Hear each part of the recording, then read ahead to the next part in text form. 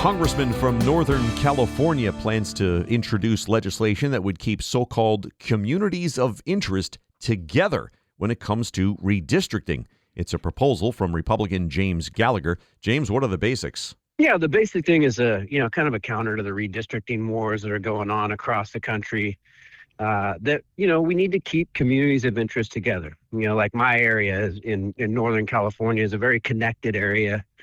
And in this recent political gerrymander in California, it got split up into 3 different districts, basically to dilute its power. So my bill would say, hey, we have to protect communities of interest. They don't get torn up unless it's absolutely necessary to meet, population requirements for equal districts and other, requirements like the Voting Rights Act. But the concept here is, hey, let's make sure that we, better protect in law communities of interest so they don't have their voting power diluted. What does that mean, I guess, a community of interest? Communities are connected by, political or cultural ties, historical ties. Like, so for example, in Northern California, very rural, agricultural based economy. A lot of these communities are very much connected. They're connected by industries. They're connected by, family ties. They're connected by industries like cattle ranching and, farming. So, these are areas that are very well established as, hey, these are areas that should be kept together, right? And it shouldn't be split up. And the only reason you would is because you'd want to deny them the right to represent, to have a representative of their choice. We're speaking with California Congressman James Gallagher. He's introducing something called the Representation Act. I guess it aims to fix wrongs here in your mind, correct? Yeah. But I don't know. Are you taking away power from states to a certain extent by doing this? No, all states would still do their redistricting the way they see fit, right? So some do that by an independent redistricting commission. Some do that with their legislatures. And obviously the majority in power in that legislature is going to make that decision.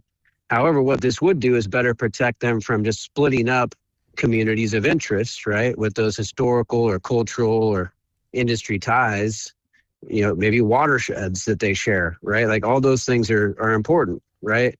If they're going to do that, there has to be a really good justification for doing so. They can't just do it for politics. That could undo some of what's been done in some southern states, right? Which claim that, black communities are being carved out in some cases. Yeah, it could, and look, nowhere was this more egregious than in California, where they split apart all kinds of communities just to reach a political result. This happened in the Northeast, for example, as well. It was pure political gerrymanders, to make sure that no Republicans would ever be elected, in those districts. And they split apart a lot of communities, to get that result. It happens on the Republican side, too. I was going to say, to be fair, Texas kind of got the ball rolling here.